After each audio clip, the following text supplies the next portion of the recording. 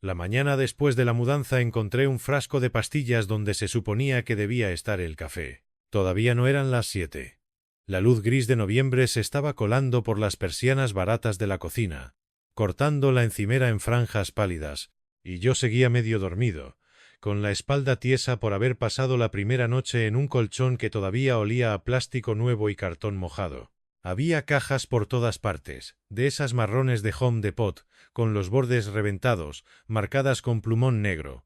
Baño, libros, platos, garaje, aunque ya no tuviéramos garaje.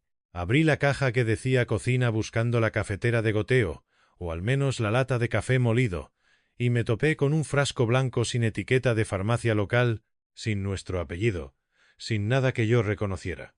Solo una tapa naranja y unas pastillas ovaladas, amarillentas, que hacían un sonido seco cuando lo moví. Me quedé un segundo mirándolo en la mano. No era solo que no supiera qué era. Era que no tenía ningún sentido que estuviera ahí. Mi cepillo de dientes tampoco estaba donde lo había dejado la noche anterior. Yo lo había puesto en el vasito azul de plástico, al lado derecho del lavamanos del baño grande. Lo recordaba porque Claire había dejado el suyo del lado izquierdo sin mirarlo siquiera, como si ya supiera dónde iba cada cosa. Pero esa mañana mi cepillo no estaba en el baño. Tampoco la pasta. Los encontré después, en un estante angosto del pasillo, entre vendas, un costurero y una botella de alcohol. Sé cómo suena eso cuando uno lo cuenta después. Un cepillo mal puesto. Un frasco raro en una caja equivocada. Nada por lo que un hombre de 58 años deba asustarse. Pero hay detalles que llegan con una especie de ofensa adentro. Cosas pequeñas que no parecen accidente, sino corrección. Como si la casa te dijera desde temprano que todavía no sabes dónde van tus propias manos. Claire apareció en la puerta de la cocina envuelta en una sudadera gris vieja y leggings negros, con el pelo recogido como si ya llevara una hora despierta. No parecía una mujer en su primera mañana en un lugar nuevo. No miró alrededor. No se ubicó. Entró directo al cajón equivocado y sacó una cuchara como si hubiera vivido ahí el tiempo suficiente para hacerlo sin pensar. Le mostré el frasco. ¿Qué es esto? Ni siquiera frunció el ceño. Miró las pastillas un segundo y luego a mí, y me habló con esa voz suave y demasiado lenta que había empezado a usar conmigo en el último año. Esa voz que no era cariñosa, era peor. Era la voz con la que uno le explica algo a alguien que ya viene fallando. No lo sé, Daniel. Seguramente quedó mezclado en la mudanza. No es nuestro. Pues entonces será del apartamento viejo o del camión. Estás agotado. Yo seguía sosteniendo el frasco. ¿Y mi cepillo? Claire apoyó la cuchara en la encimera y abrió el refrigerador vacío como si nuestra conversación fuera apenas una corriente de aire. Lo puse afuera. No cabían tantas cosas en el baño anoche. Había espacio. Daniel. Solo dijo mi nombre. Nada más. Pero lo dijo igual que una enfermera cansada en una sala de espera. Como si yo ya estuviera elevando el tono sin necesidad. Después cerró el refrigerador, se cruzó de brazos y me regaló una sonrisa breve que no me calentó nada por dentro. De verdad estás muy tenso. Entre la mudanza y todo lo demás, te estás sugestionando. Eso fue lo primero que me dolió de verdad. No el frasco. No el cepillo. Esa frase. Te estás sugestionando. La forma en que lo dijo volvió ridículo todo lo que yo tenía en la mano. No discutí. A esa altura del matrimonio yo ya sabía reconocer las peleas que empezaban antes de que uno levantara la voz. Habíamos llegado a ese apartamento precisamente para dejar de hablar como veníamos hablando, o más bien para intentar volver a hablar. Al menos eso me había dicho a mí mismo cuando firmamos el contrato, cuando cargamos cajas, cuando acepté vender la casa de Maple Glen, cuando vi a Claire quedarse mirando la sala vacía de este lugar, la primera vez que el agente nos enseñó el departamento, con una expresión extraña que no pude leer en ese momento. Pensé que era tristeza. Pensé que era miedo.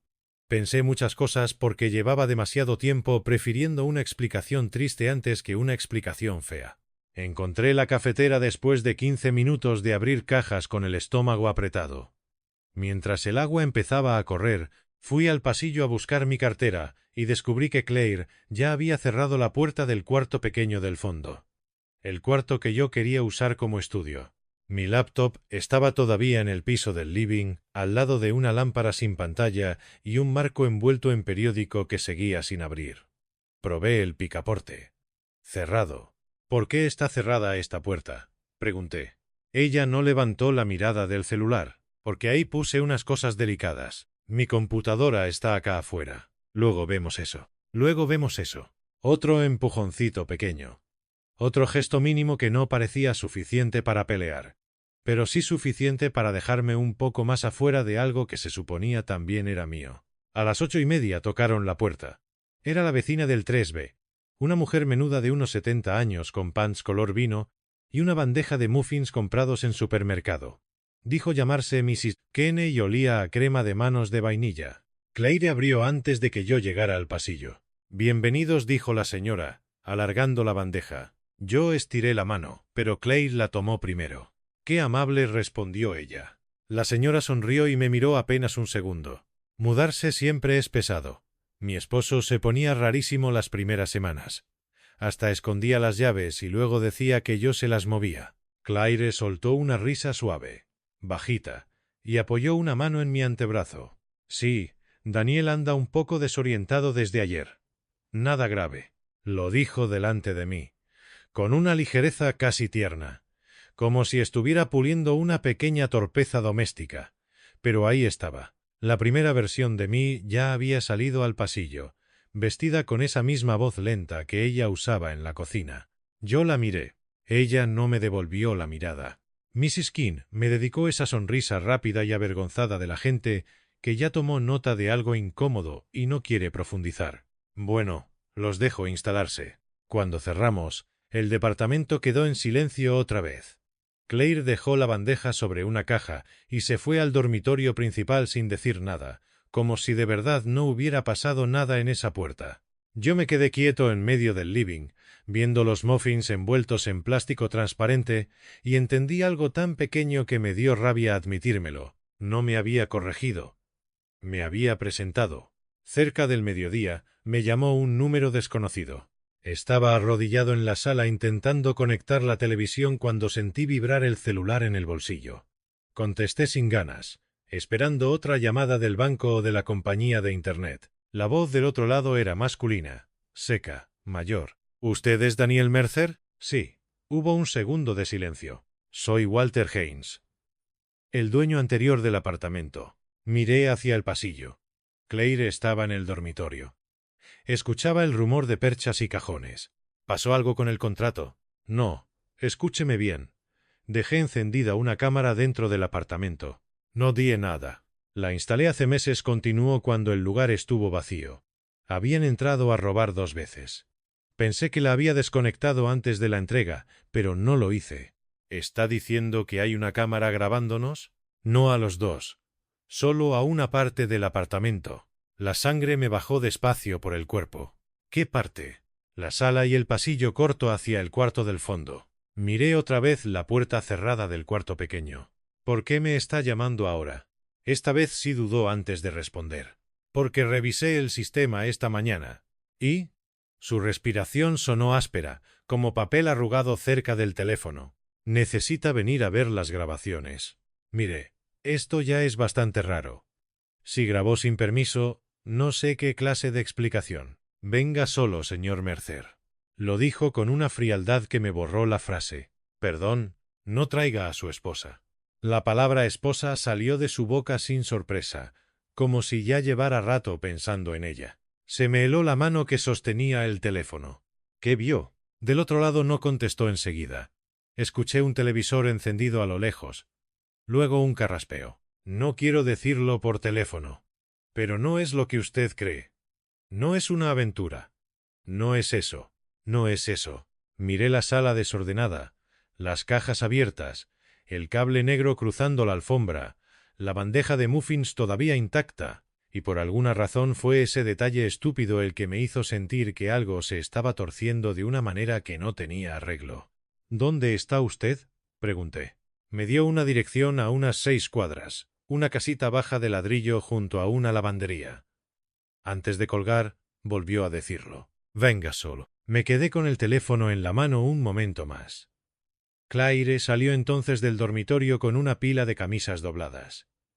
Al verme quieto, inclinó apenas la cabeza. ¿Quién era? No sé si fue el tono o la rapidez con que preguntó. Algo en esa escena se clavó mal. La puerta cerrada del cuarto pequeño. La vecina del pasillo. El frasco de pastillas. Su forma de decir mi nombre. Ahora esta llamada. El de Internet Menti. Claire me sostuvo la mirada 2 segundos. Después asintió con una serenidad casi perfecta. Bueno. Cuando termines, necesito que me bajes la caja azul del closet del pasillo. No la abras. No la abras. Dijo eso y siguió caminando. Yo la vi alejarse hacia la cocina, cargando mis camisas como si fueran suyas. Y por primera vez desde que habíamos llegado entendí algo que no supe todavía cómo nombrar, pero que se me quedó golpeando en el pecho mientras tomaba las llaves. No era que algo anduviera mal en ese apartamento. Era peor. Era que mi esposa ya sabía exactamente cómo se sentía un hombre cuando lo empezaban a sacar de su propia vida sin empujarlo todavía. Walter Hines vivía en una casita baja de ladrillo marrón, pegada a una lavandería automática con 2 máquinas fuera de servicio y un letrero de neón que zumbaba aún de día. Me abrió antes de que tocara del todo, como si hubiera estado esperándome detrás de la puerta. Era un hombre flaco, de hombros vencidos, con una camisa de franela abotonada hasta arriba y unas manos secas que no dejaban de abrirse y cerrarse. No me invitó a sentarme en la sala. Me llevó directo a un escritorio pequeño al fondo, donde había un monitor viejo, una torre negra y una taza de café tan cargado que olía quemado. Antes de que vea esto, dijo, quiero que sepa que estuve a punto de borrar todo esta mañana. ¿Por qué no lo hizo? Me miró apenas un segundo. Porque reconocí a su esposa. Sentí que algo me dio un golpe limpio por dentro, justo debajo del esternón. Walter no agregó nada. Hizo clic sobre una carpeta con la fecha del día anterior. La imagen apareció en pantalla en blanco y negro, desde una esquina alta de la sala del apartamento. Se veía el tramo de entrada, parte del sofá todavía cubierto con plástico, el pasillo corto y la puerta del cuarto pequeño. La hora marcaba las 10:14 p.m. Claire entró al cuadro sola. Yo recordaba ese momento. Yo había bajado al auto por la lámpara de pie y una caja con cables. Había tardado menos de 10 minutos. En mi cabeza, ella se había quedado en la cocina. Eso creía. En el video no fue a la cocina. Cruzó la sala despacio, sin mirar alrededor como mira la gente cuando todavía no se ubica en un lugar nuevo. Caminó con la memoria tranquila de quien ya conoce las distancias. Se detuvo frente a la pared junto al cuarto pequeño. Se quedó quieta. No 2 segundos. No 5. Mucho más. La vi inmóvil, con la cabeza apenas ladeada, como si estuviera escuchando a alguien del otro lado del yeso. Walter no hablaba. Yo tampoco. Después Claire dio un paso más, y apoyó la yema de los dedos contra la pared a la altura del hombro. Sus labios se movieron. Walter subió el volumen. El audio era malo, lleno de estática, pero alcancé a distinguir una frase. Ya volví. Se me secó la boca. Ella siguió hablando muy bajo, con esa voz suya que conmigo se había vuelto fría y práctica, pero que ahí sonaba casi distinta. No más cálida. Peor. Más íntima. Esta vez va a ser más fácil. Ahí aparté la vista del monitor un segundo, como si el cuerpo necesitara verificar que la habitación de Walter seguía siendo una habitación real y no el interior de una fiebre. Miré la taza, el cable enrollado, el bote de lápices. Después volví a la pantalla. Claire giró hacia la puerta principal. La abrió. El pasillo del edificio apareció vacío. No entró nadie. Y sin embargo, ella se hizo a un lado con la naturalidad con que uno deja pasar a una persona conocida. Esperó apenas un segundo y luego cerró la puerta detrás de aquello que no estaba. Pare, lo dije. Walter pausó el vídeo. ¿Qué significa esto? Eso quisiera saber yo. Dijo que la reconoció. Walter tardó demasiado en responder. Se pasó la mano por la boca. Su esposa vivió ahí antes. Hace años. No sentí sorpresa. Sentí otra cosa. La forma exacta en que una pieza encaja cuando uno no quería armar el rompecabezas. ¿Cómo lo sabe? Porque yo le compré ese apartamento al dueño anterior. Y porque cuando fui a enseñarles el lugar, se interrumpió, tragó saliva. Ella no estaba viéndolo como quien lo visita. Lo estaba midiendo. Lo miré fijo. ¿Por qué no dijo algo? Porque no estaba seguro. Porque pensé que a lo mejor me equivocaba. porque uno se convence de que ciertas cosas viejas ya no le pertenecen. No le creí del todo. O quizás sí, pero no me importó. Había algo peor creciendo en mí. ¿Qué pasó ahí? Walter bajó la mirada al teclado. Una mujer murió en ese apartamento 11 años atrás. Oficialmente fue una caída accidental. Nunca me gustó esa versión. ¿Claire estaba ahí? No en el reporte, pero sí en el edificio. No quise seguir escuchando en ese cuarto.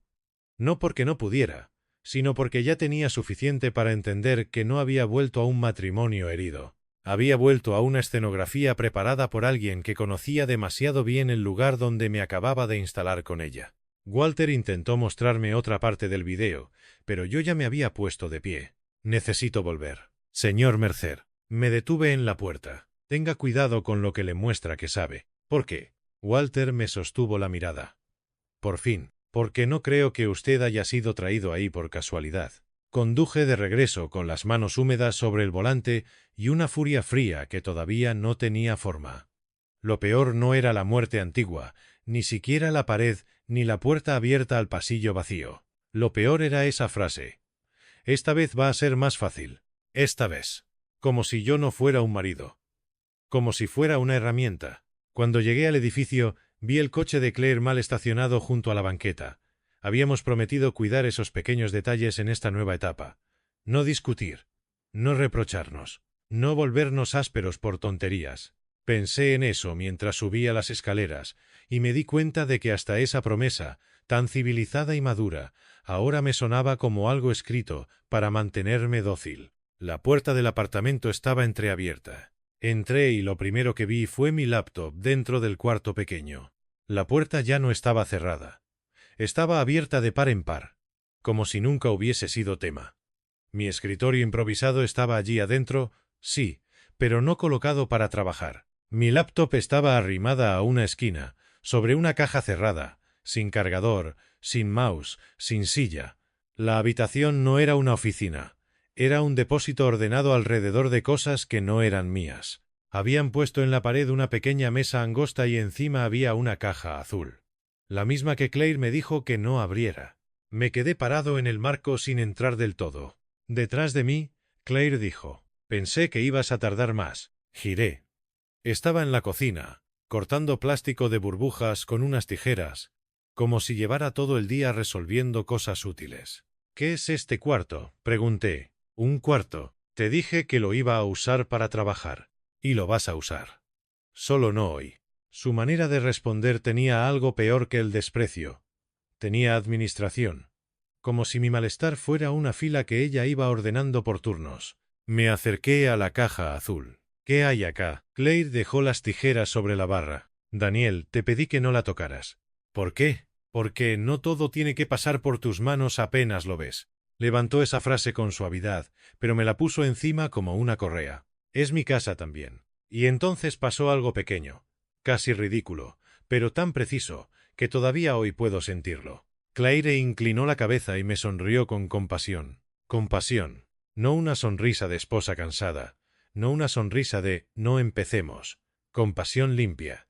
La sonrisa que se le regala a alguien que ya dejó de ser un igual en la conversación. «Sé que lo es», dijo. «Por eso mismo quiero que descanses un poco antes de seguir montando escenas con todo». «Montando escenas». La miré largo, esperando que notara lo que acababa de hacer. Pero ella ya había vuelto a mover cosas en la cocina, con una eficiencia doméstica que me borraba del centro de la imagen. El mensaje era claro. Lo emocional lo administraba ella. Lo práctico también. Fui al baño principal buscando afeitarme, solo para recuperar el gesto mínimo de hacer algo mío sin pedir permiso, y encontré mi máquina eléctrica dentro del cajón inferior, junto a compresas frías, una caja de termómetro digital y una carpeta beige con mi nombre escrito a mano. Abrí la carpeta. Había una hoja impresa con el membrete de una clínica de salud conductual. No era una ficha médica completa, pero sí una lista de síntomas subrayados. Desorientación, irritabilidad, trastornos de sueño, paranoia reactiva. Más abajo, un espacio en blanco para observaciones familiares. Me quedé inmóvil. No me enojé al principio. Fue peor. Me quedé completamente quieto, como si mi cuerpo se hubiera dado cuenta antes que mi cabeza de que acababa de cruzar una línea fea y definitiva. Claire apareció detrás de mí reflejada en el espejo. No deberías estar revisando eso. ¿Qué es esto? Información. ¿Información de qué? Para ayudarnos si hace falta. ¿Ayudarnos? Ella suspiró. Y ese suspiro me dio más rabia que un insulto. Anoche casi no dormiste. Hoy encontraste un frasco y ya estás en un estado extraño. No quiero esperar a que estés peor para moverme. Me di vuelta. ¿Peor? Te estás acelerando mucho, Daniel. ¿Qué hace una carpeta con síntomas psiquiátricos en mi baño el segundo día que vivimos acá? Ella no retrocedió. Ni siquiera pestañeó más de la cuenta. Porque yo sí me preparo para las cosas en vez de fingir que no existen. Ahí estuvo la amenaza completa. Ya no flotando. Ya no sugerida. Prepararse. No era miedo lo que le veía en la cara. Era previsión. Salí del baño antes de decir algo que pudiera usar después. Fui a la sala. Tomé mis llaves. Ella me siguió solo con la voz. ¿A dónde vas? A caminar. No manejes así. Así. Otra palabra de esas que parecen normales hasta que entiendes que ya vienen con una categoría pegada. Esa tarde no fui a caminar. Fui a una tienda de suministros de oficina.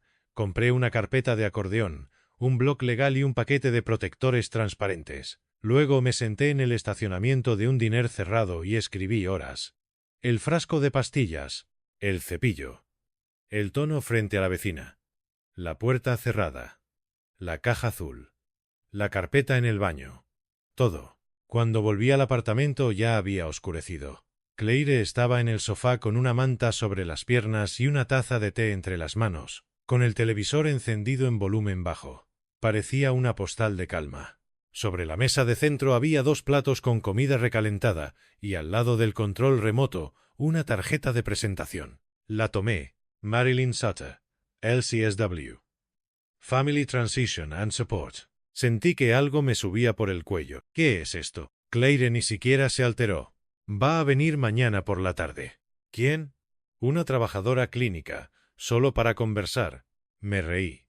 Y el sonido salió seco. Feo. ¿Ya la llamaste? No quiero que esto escale más de la cuenta. Esto. Ella bajó la taza. Me miró con una tristeza tan bien administrada que daba ganas de romper algo. Tú y yo sabemos que no estás bien desde antes de mudarnos. No levantó la voz. No hizo teatro. Lo dijo con la serenidad de quien coloca un plato en la mesa. Y fue en ese instante, más que con el video, más que con la carpeta, cuando la rabia me abrió un hueco limpio. Porque ya no estaba improvisando. Ya había un lenguaje. Ya había una estructura. Ya había terceros. Ya había una versión de mí caminando por delante de mí mismo. No respondí. Entré al dormitorio. Cerré la puerta con seguro y por primera vez en todo el matrimonio apoyé una silla bajo el picaporte. No dormí. A las 2:13 de la madrugada, con la luz del celular clavándome la cara, recordé algo que Walter había dicho casi al pasar. Si reconoce cómo se mueve, reconozca también cómo se prepara. Me levanté sin encender la lámpara. Fui al pasillo en calcetines. El departamento respiraba en silencio. Claire dormía del otro lado de la pared o fingía hacerlo. Abrí con cuidado la puerta del cuarto pequeño. La caja azul seguía sobre la mesa angosta. No sé qué esperaba encontrar. Una llave. Un arma. Algo teatral. Algo que me permitiera odiar sin pensar. Lo que encontré fue peor. Había documentos, fotocopias viejas, una libreta negra y un sobre con recibos. Debajo de todo, un segundo teléfono, apagado. Lo encendí en el suelo, con la puerta casi cerrada y el corazón golpeándome los dedos. No tenía código. La pantalla se abrió en una cadena de mensajes. El nombre arriba decía Nora. Valle. Leí. Muévele las cosas del lugar, pero pequeñas al principio. Si pregunta, no lo contradigas de golpe. Háblale suave. En este apartamento, todo va a parecer más creíble. Primero haz que dude él. Después, los demás.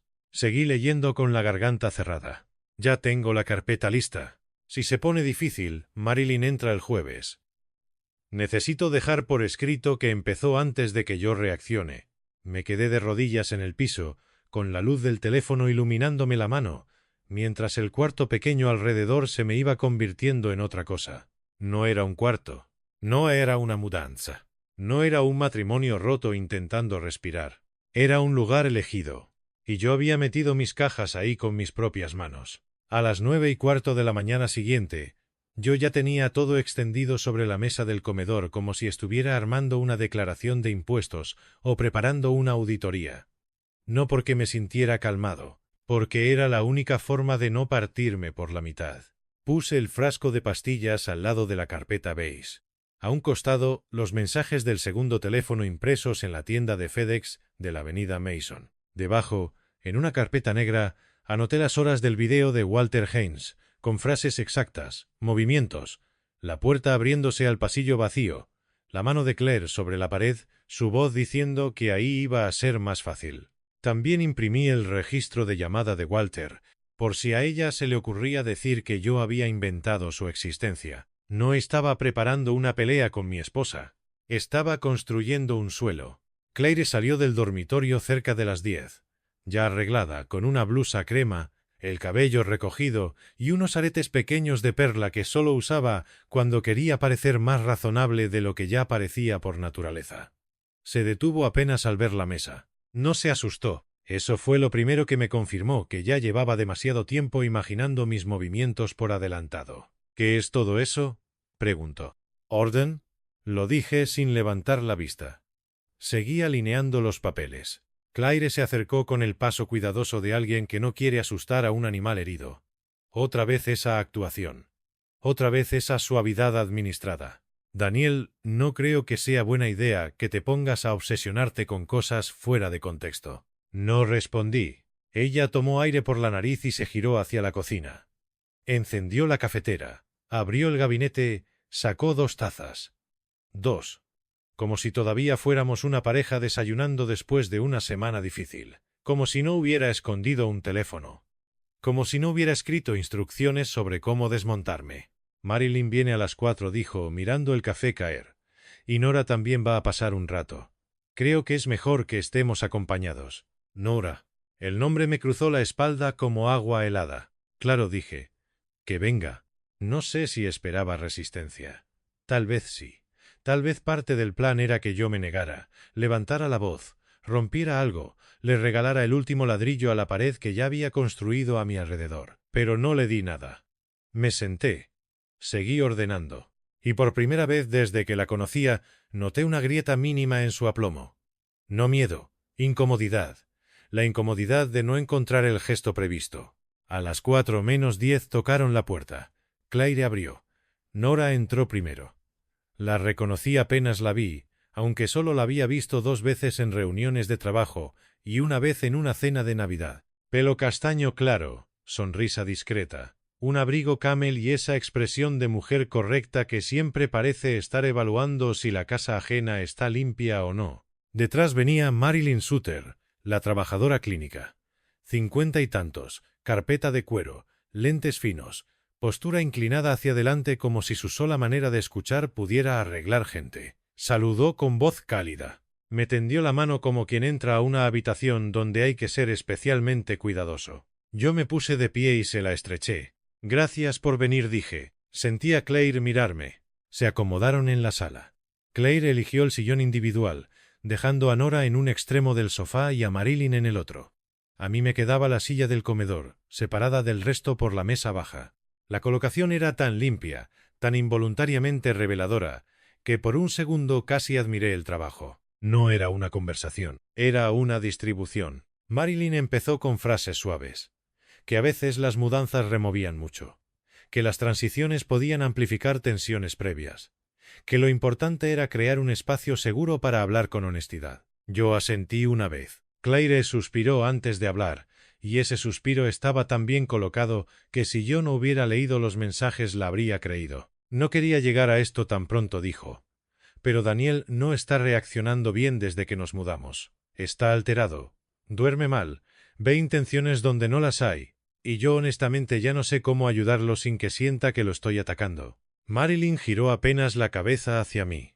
Daniel, ¿quieres contarme cómo te has sentido? Mira cómo hacen eso, pensé. Primero la versión, después la invitación, primero el marco, después tu voz, ya dentro del marco.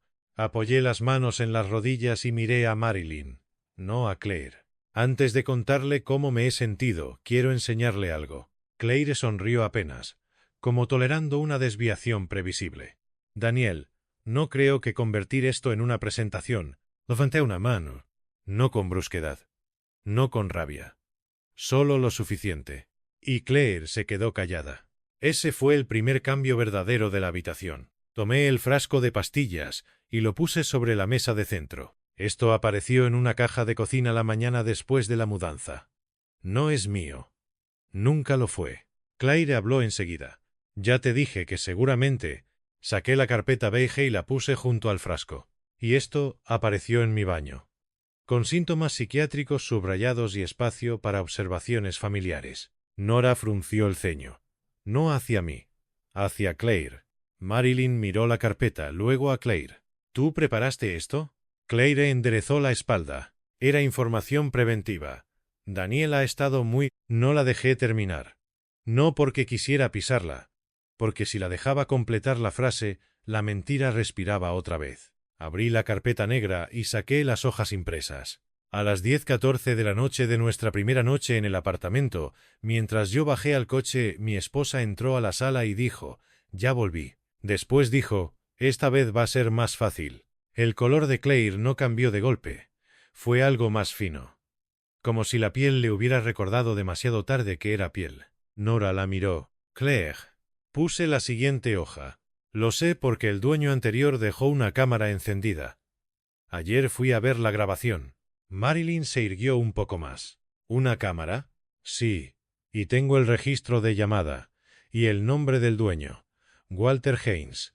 Saqué la hoja y la dejé encima de las otras. Pero eso no es lo principal. Abrí entonces el sobre blanco. Las impresiones de los mensajes salieron lisas, casi elegantes. Las coloqué una por una sobre la mesa, sin lanzarlas, sin temblarme la voz. Esto sí. Nora leyó primero porque estaba más cerca. Vi el momento exacto en que reconoció su propio nombre arriba de la cadena. Vi cómo le bajó la sangre de la cara. Claire intentó inclinarse, pero yo ya había pasado la primera hoja a Marilyn. Marilyn leyó en silencio. Luego volvió a leer una línea. Muévele las cosas del lugar, pero pequeñas al principio. Pasó a la siguiente. Si pregunta, no lo contradigas de golpe. Háblale suave. La siguiente. En este apartamento todo va a parecer más creíble. Después otra. Primero haz que dude él. Después, los demás. El silencio que cayó en la sala no fue dramático. Fue peor. Fue un silencio administrativo muriéndose. Claire abrió la boca, pero no salió nada. Lo intentó otra vez. Eso no es lo que parece. Nora soltó una risa mínima, incrédula, más lastimada que cruel. Claire, está mi nombre en esos mensajes. Ella giró hacia Nora con la velocidad de alguien que todavía cree que puede salvar una parte del edificio aunque el techo ya cayó. No sabes en qué contexto. ¿Qué contexto hace normal esto?, preguntó Nora, y por primera vez no sonó correcta. Sonó cansada. ¿Qué contexto hace normal escribir que primero tiene que dudar él y después los demás? Claire miró entonces a Marilyn, buscando la vieja alianza de la compostura. La autoridad de la mujer sentada con carpeta, la que había venido a escuchar al hombre difícil, pero Marilyn ya no estaba en ese lado de la mesa. No dijo nada grande. No la condenó. Solo dejó sus papeles en el regazo y habló con una frialdad profesional que en ese momento me pareció más feroz que un grito. Claire, esto no es acompañamiento. Esto es inducción deliberada de vulnerabilidad. Y yo no debía haber venido sin entender el cuadro completo. Ahí pasó. No el escándalo. No la histeria. La caída. Claire intentó sostener la expresión serena que había usado conmigo durante meses. La vi tratar de acomodarse la boca en esa media tristeza sensata que tan bien le funcionaba. Pero no le salió. Se le quedó el rostro a medio camino entre el cálculo y el vacío. Nadie vino a rescatarla. Nadie llenó el silencio por ella. Nora estaba mirando las hojas. Marilyn ya no la miraba como fuente de verdad. Y yo, por primera vez desde que pusimos un pie en ese apartamento, no tenía que explicarme. ¿La muerte de quién?, preguntó Marilyn al cabo de unos segundos, mirando uno de los mensajes donde Claire había escrito. Si él encuentra la carpeta antes de tiempo, uso lo del episodio de Evelyn. Yo no conocía ese nombre. Ni falta que hacía. Claire se quedó inmóvil. Entonces sonó el timbre. Nadie se movió. Volvió a sonar. Yo fui. Abrí la puerta. Walter Haynes estaba en el pasillo con una gorra gris entre las manos y un sobremanila bajo el brazo. Me miró una sola vez, entendió algo en mi cara y entró sin preguntar. Cuando vio a Claire, hizo una pausa pequeña, casi respetuosa. Sí eras tú, dijo. No lo dijo fuerte. No hacía falta. Claire cerró los ojos un segundo. Walter dejó el sobre la mesa. Encontré esto anoche cuando fui a buscar los papeles viejos del apartamento. Reporte de la muerte de Evelyn Cross. Y la foto del corredor del edificio ese año. Sales al fondo, Claire. Nora se tapó la boca. Yo no abrí el sobre. Ya no necesitaba hacerlo. La mentira no se sostenía aunque nadie leyera una línea más. Claire se quedó sentada, con las manos juntas, mirando la mesa donde había querido sentarme a mí como problema. Todo lo que había usado para reducirme estaba ahí, a la vista, el frasco, la carpeta, los mensajes, el nombre de la muerta, el testigo, el tiempo. ¿Por qué?, pregunté. No esperé una disculpa. No quería una. Claire levantó la vista. Ya no tenía tono clínico. Ya no tenía paciencia. Ya no tenía esa compasión de cartón. Solo se veía cansada, pero no de mí. Cansada de que por fin no le funcionara. Porque tú siempre ibas a parecer más frágil que yo, dijo. Nora hizo un ruido seco, como si eso le hubiera dolido físicamente. Yo asentí despacio. No porque la entendiera, porque por fin la oía sin filtro. Me puse de pie. Fui al dormitorio y saqué mi maleta mediana del closet. Metí ropa, mi afeitadora, la carpeta negra, las llaves del coche. No me llevé nada que pudiera confundirse con una reacción impulsiva. Cuando salí de nuevo a la sala, nadie había cambiado de sitio. Dejé el anillo sobre la mesa, al lado de la tarjeta de Marilyn. No estaba roto, dije. Me estabas rompiendo. No lo dije fuerte. Pero en esa sala sonó como una puerta cerrándose desde muy adentro. Esa misma noche me fui a un hotel a 12 minutos del edificio. 2 días después mi abogado presentó la separación. Marilyn envió una carta formal retirando cualquier participación futura y dejando constancia de que había sido convocada bajo una representación incompleta de los hechos. Nora me escribió un correo breve pidiéndome perdón por no haber visto a tiempo lo que estaba ayudando a sostener. Walter entregó su copia de la grabación y el sobre a mi abogado. No volví a hablar con Claire. Una semana más tarde regresé al apartamento por última vez. Fui solo. Ya habían sacado algunas cajas. La sala estaba medio vacía. La marca rectangular del sofá todavía se veía sobre la alfombra. Entré despacio, sin apuro, como si la casa por fin me debiera silencio.